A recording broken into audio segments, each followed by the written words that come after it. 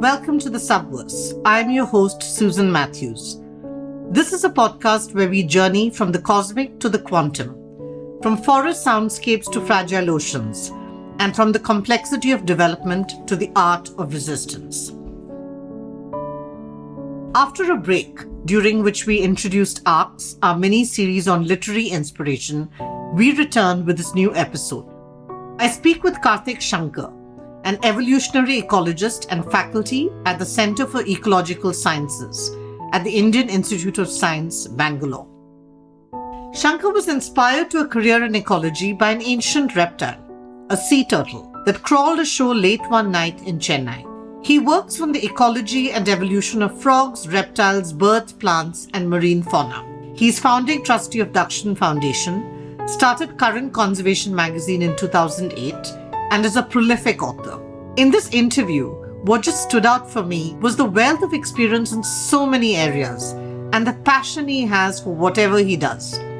Whether it's research work, the long-term monitoring of sea turtles, or his wide range of writing.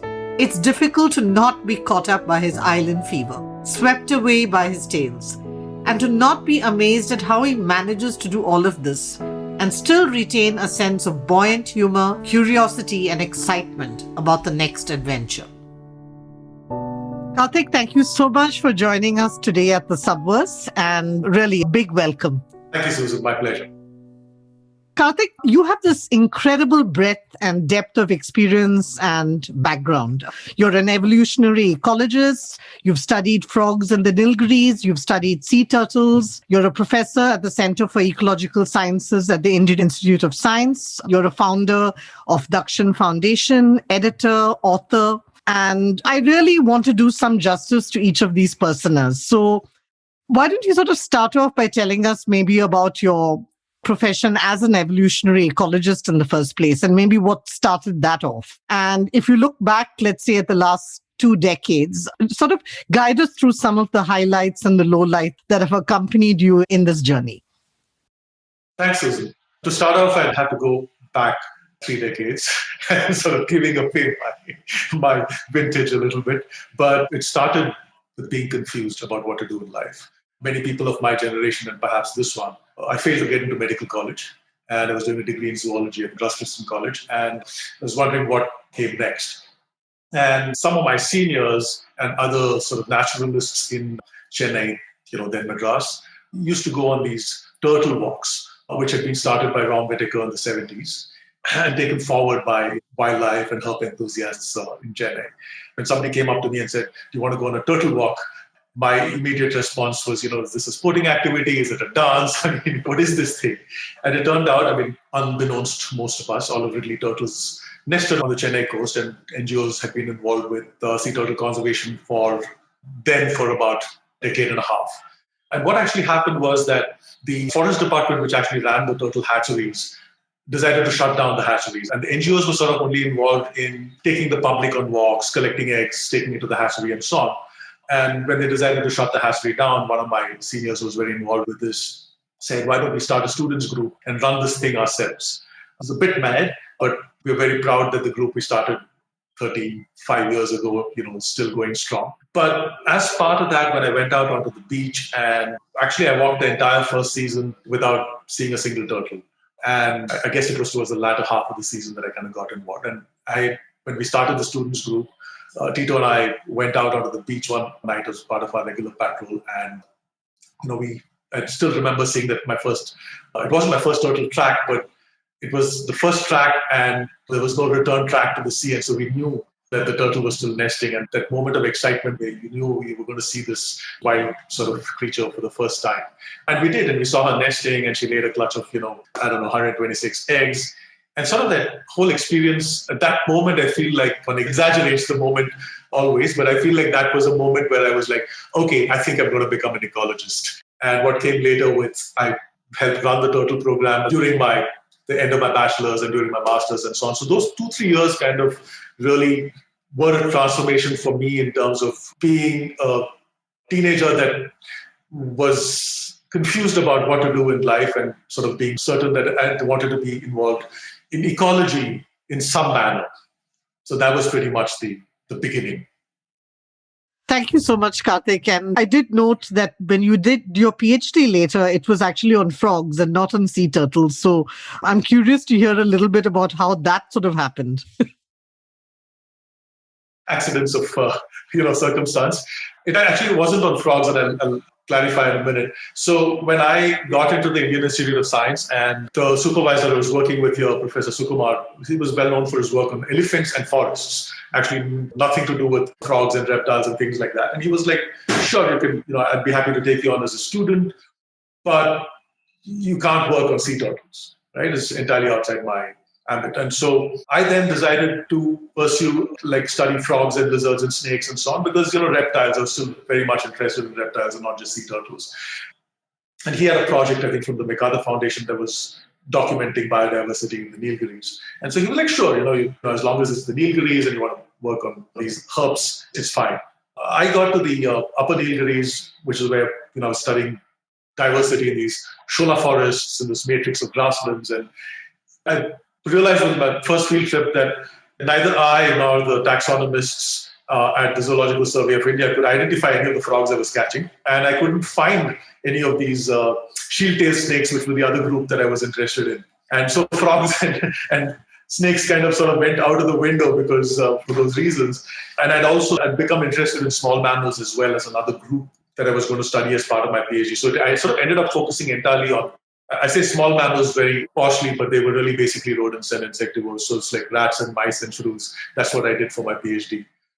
But the full circle is that when I came back and joined here as faculty, one of my first PhD students studied the frog group that I wanted to study for his PhD. He studied bush frogs across the entire Western Ghats, and he studied their evolution and their diversity. I felt fulfilled in the sense that my student turned up and then did the project that I couldn't.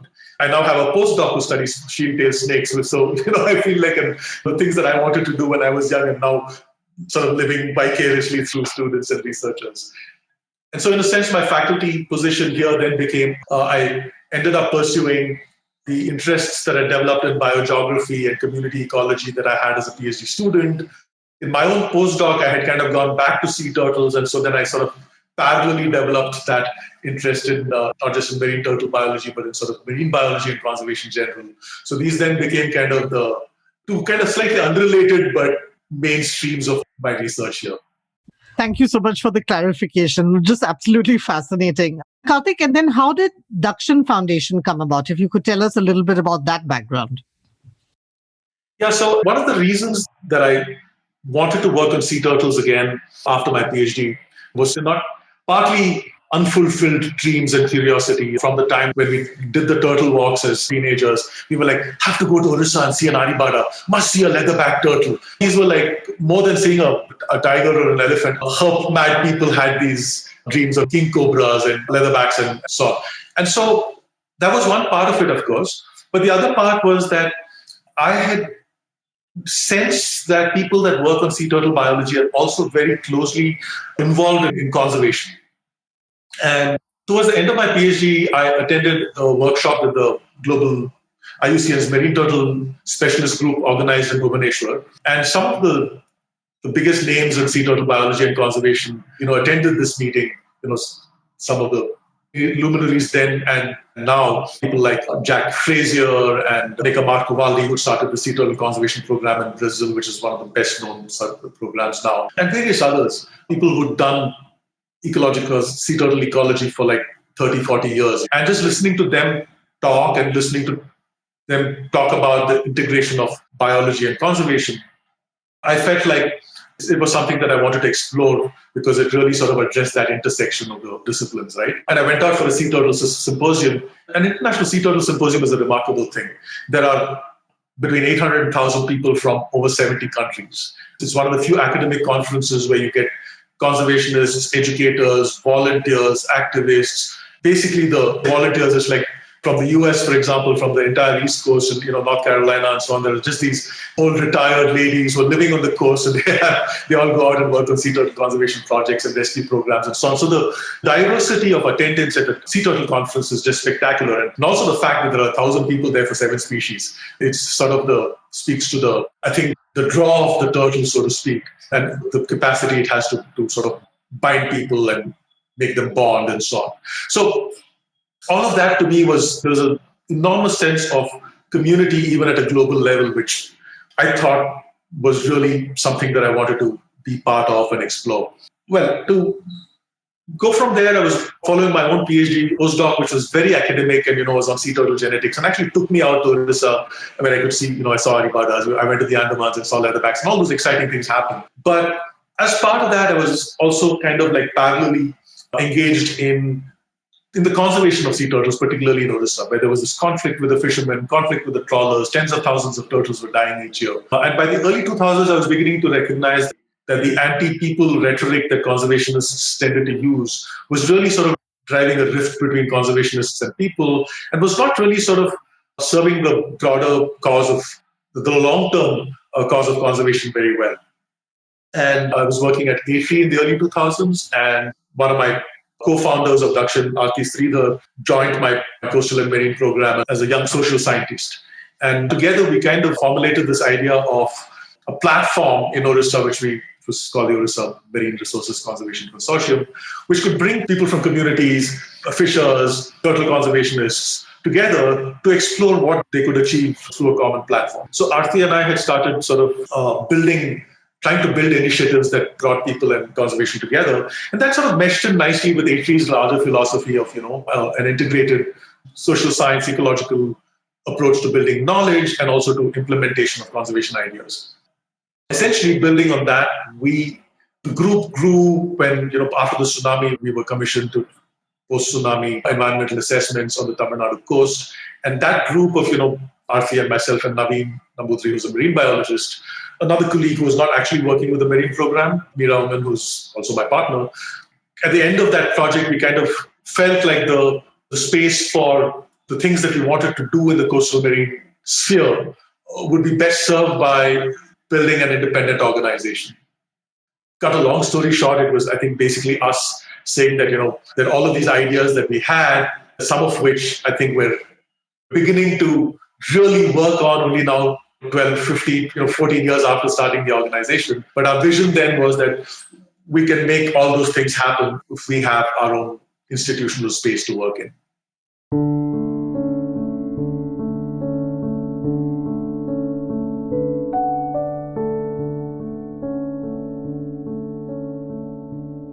I'm also sort of curious because you've already mentioned it, and I'd like to talk a little bit more about kind of conservation itself. And this is something that I've struggled with also in my previous career as a lawyer working on development and rights, which is that a lot of the perceptions around conservation are sort of very Western, very elite. And you've also written about it in the context of sea turtles, where you've spoken about a half a decade of conservation and how some of your views in this regard have also kind of changed and evolved over the years. And I'd like to hear more about that from you.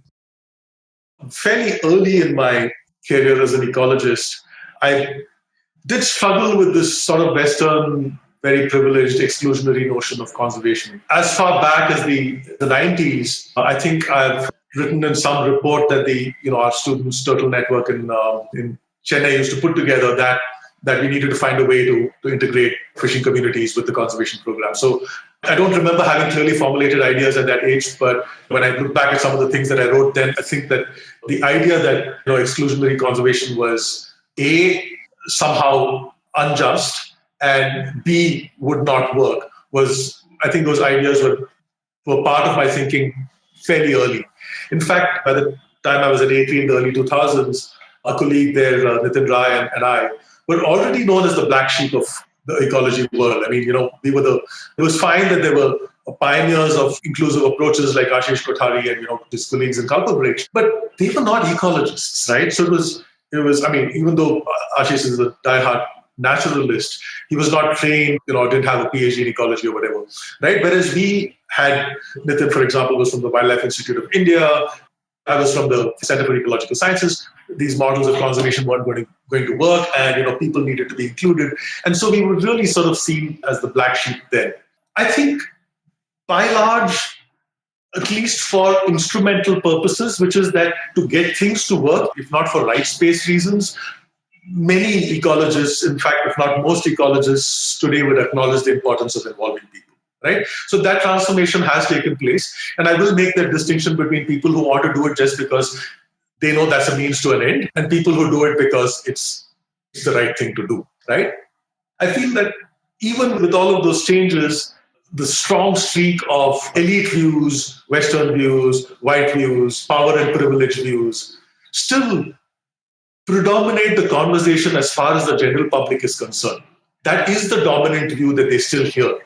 And that's something that I've written recently about, and my partner Meera and I wrote a tribute piece to Ram Guha, which is based on his 1997 piece, I think, called The Authoritarian Biologist and the Arrogance of Anti-Humanism. And I think, the one line, 20 years, 20 saal baad summary is that things have changed enough for us to give us hope, right? But they also haven't changed enough for us to be complacent about it. So I think we're at a pretty critical juncture where we need to push hard to ensure that those colonial privileged approach to conservation. When I say colonial, I don't mean just like white colonial. It's like within colony colonial, right?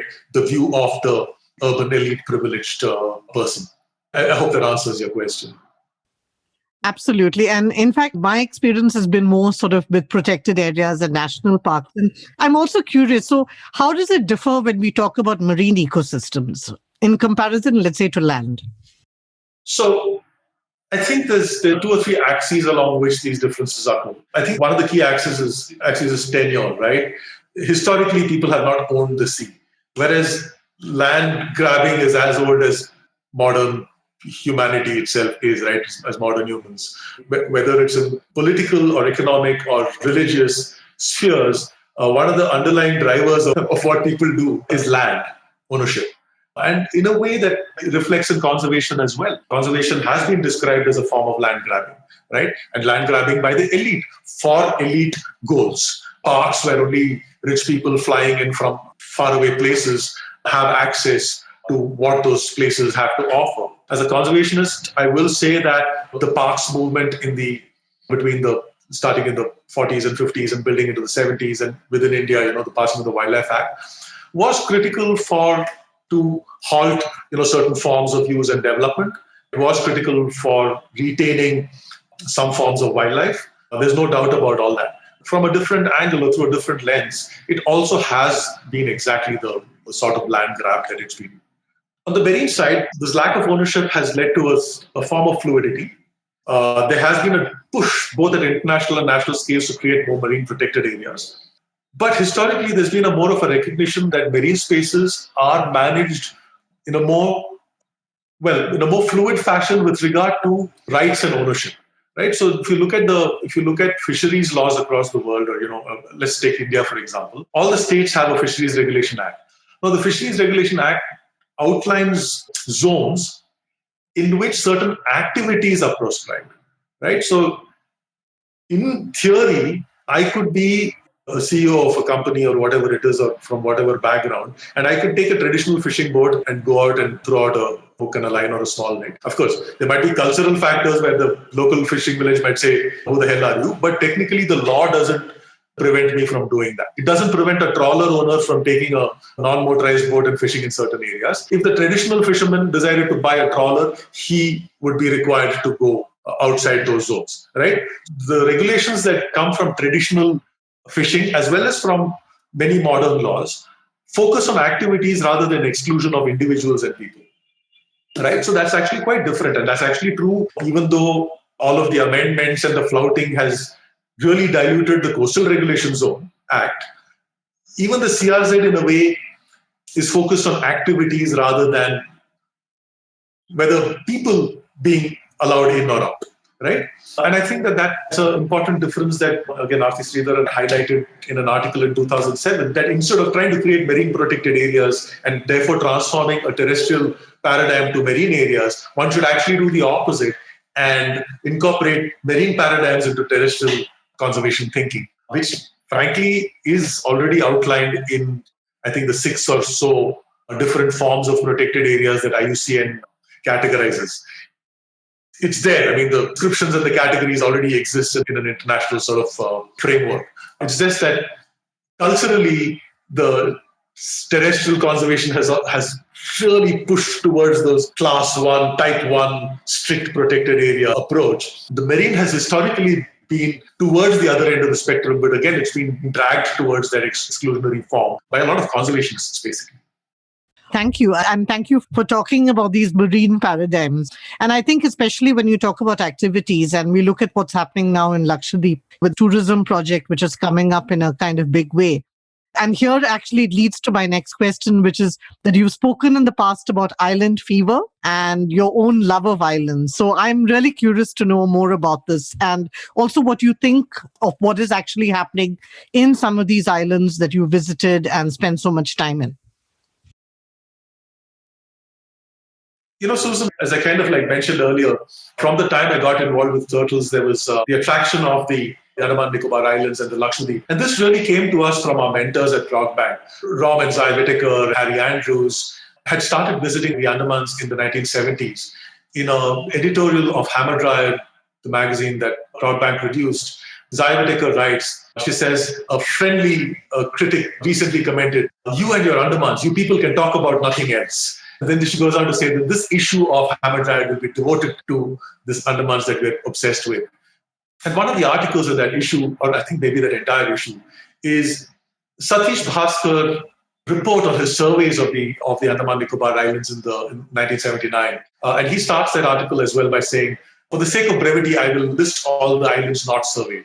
And can you imagine this? The Nicobars has some 30 plus islands. The Andaman, if you count all of them, has some 300 or 400, but not all of them can be visited or have nesting beaches. But still, it's an inordinate number of islands. And this man went to some huge number of them and says, I will list the islands. And so for us as students, this person whom we met him and he was helping us with our turtle work in Chennai, but he was already such a legend. And we'd heard the story about how, in 1978 or 79, he went out to the Lakshadweep and spent 5 months on this uninhabited island on his own. And it's extraordinary. It's an 8-hour boat journey that took a huge amount of planning for me to go to in 2015, right? And he went out there at the end of the fishing season, stayed there through the monsoon because that's when the green turtles nested, waited for a fishing boat to pick him up.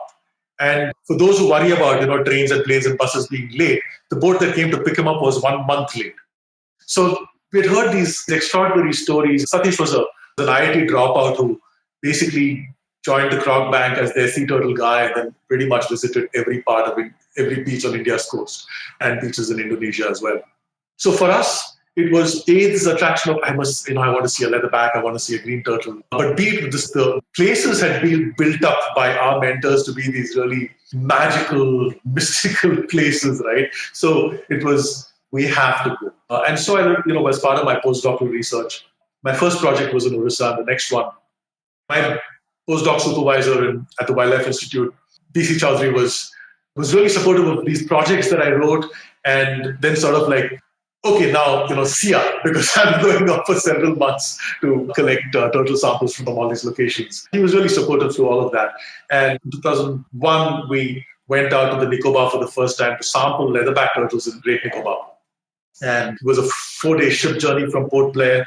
And the first time we went, and Meera and I stayed at the Andaman Nicobar Environmental Team, which Harry had built up. And, from the 90s onwards, this lovely, idyllic sort of 5-acre plot in North Wandoor, which is about an hour from Port Blair, which over the last few years, Crockbank has kind of transitioned to Dakshin, and Dakshin sort of now owns and manages in it, which is another sort of, we feel like it's another circle, But that first trip was this 4-day ship journey to the Nicobar. The first auto had just reached Campbell Bay, and we went in this Campbell Bay's first auto to this Galathea beach, which is 40 kilometers away.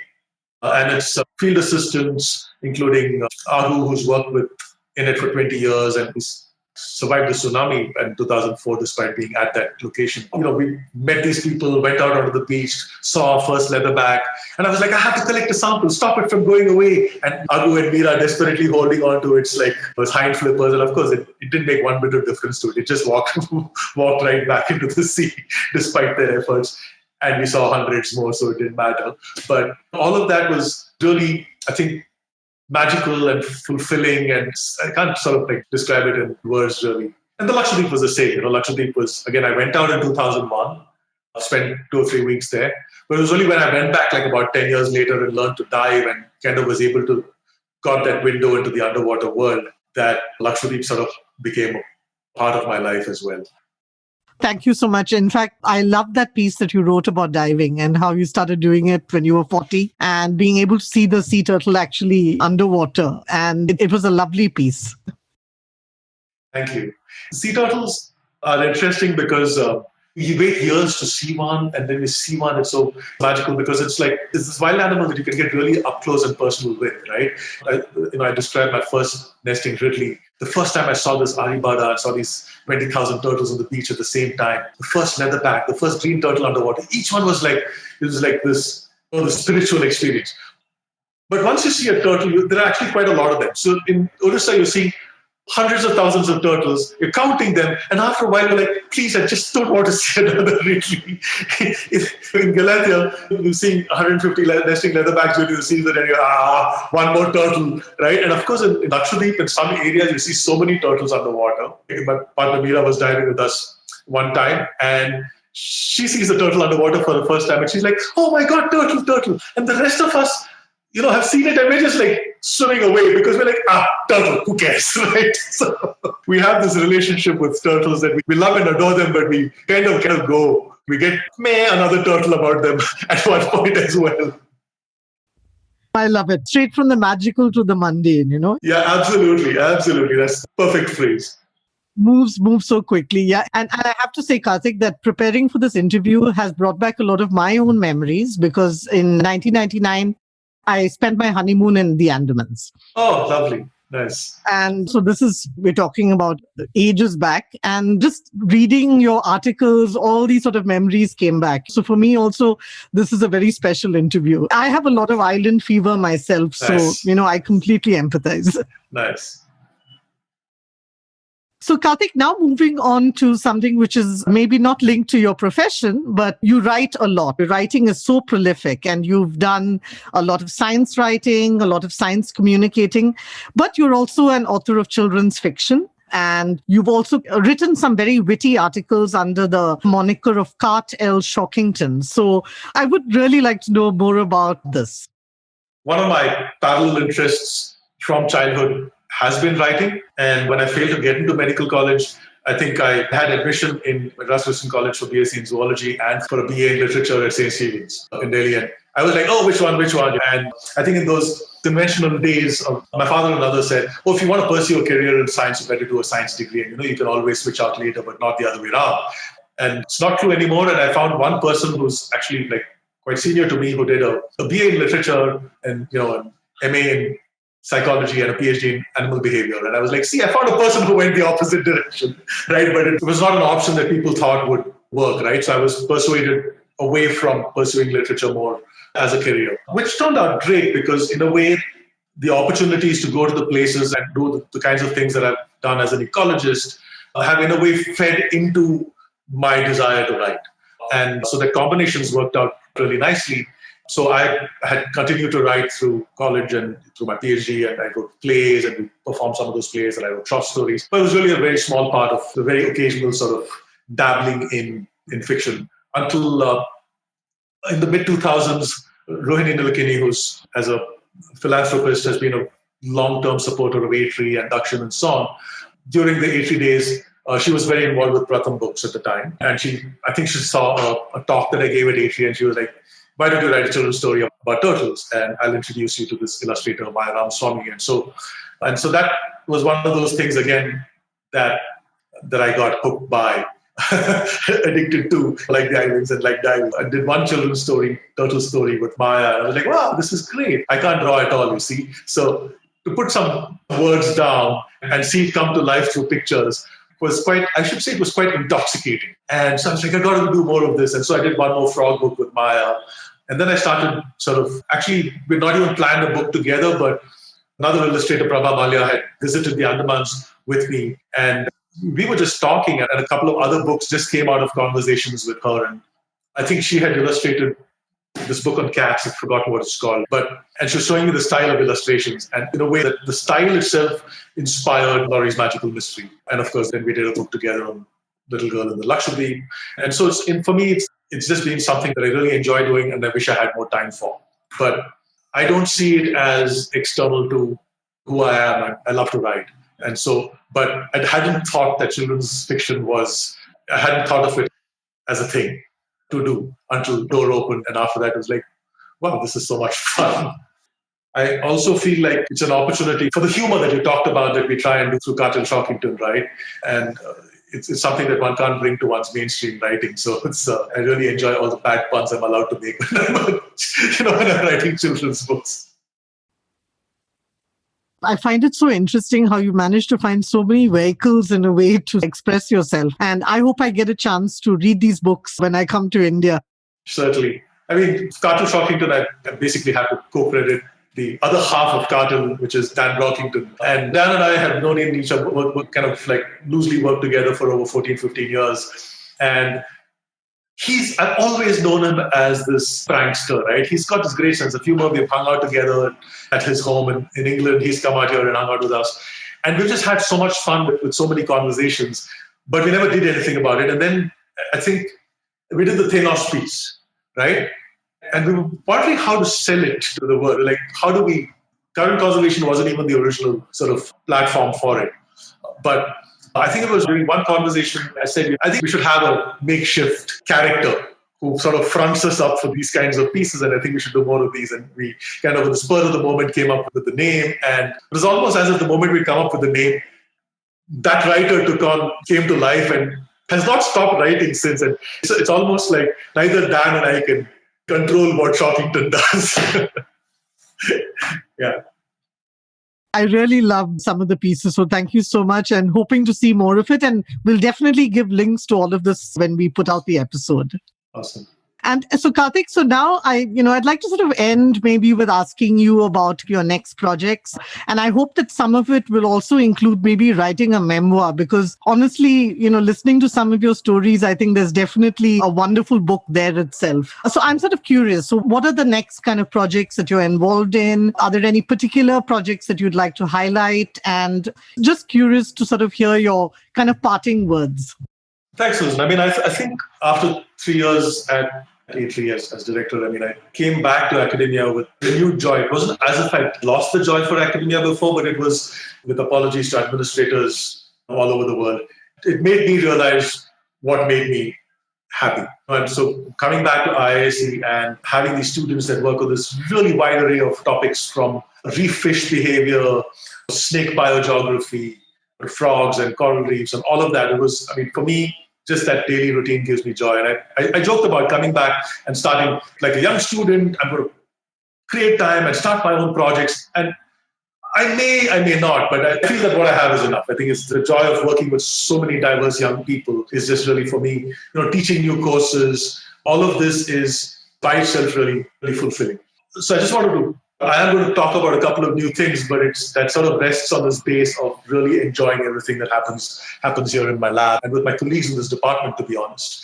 There's science, but there's science and there's scholarliness and there's hard work. But I think that we try and do all of that with the spirit of collegiality and with the sense of the joy of learning. So I think it really is a lovely place to be. But at Dakshin, over the last few years, we've kind of taken the work that we did before, and we always had the sense that something needed to change in the way that we brought about change on the ground. And we felt that social change is really about the weakest link, right? You could be doing something for livelihoods, but if education is not progressing, then the social progress as a whole for that community is not going to happen, right?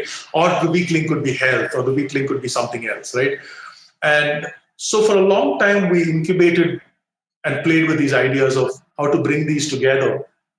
And many people suggested that we should try and work with partners. And we tried many experiments and many things didn't take off the way that we envisioned. In the last 2-3 years, we've developed a program called Sea Change.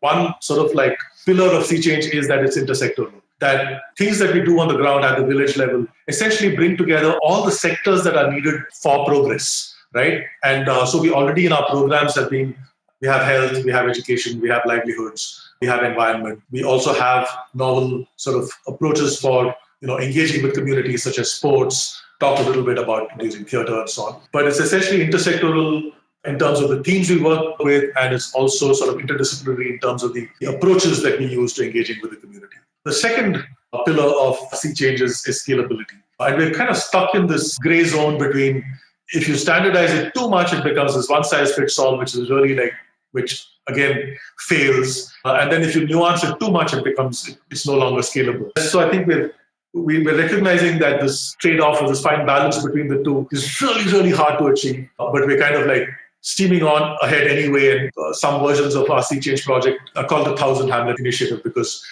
we want to hit that scale of being able to reach thousands of hamlets along the coast of India and not 10 or 20 or 50. We don't have a timeline for this. So it could be 5 years, it could be 50. But the idea is that communities being able to use collective action to move forward on all of these sectors in sort of concerted fashion, and then being able to transfer that first through external sort of inputs, but eventually through diffusion across larger scales. I think at Dakshin, we're really excited about sea change.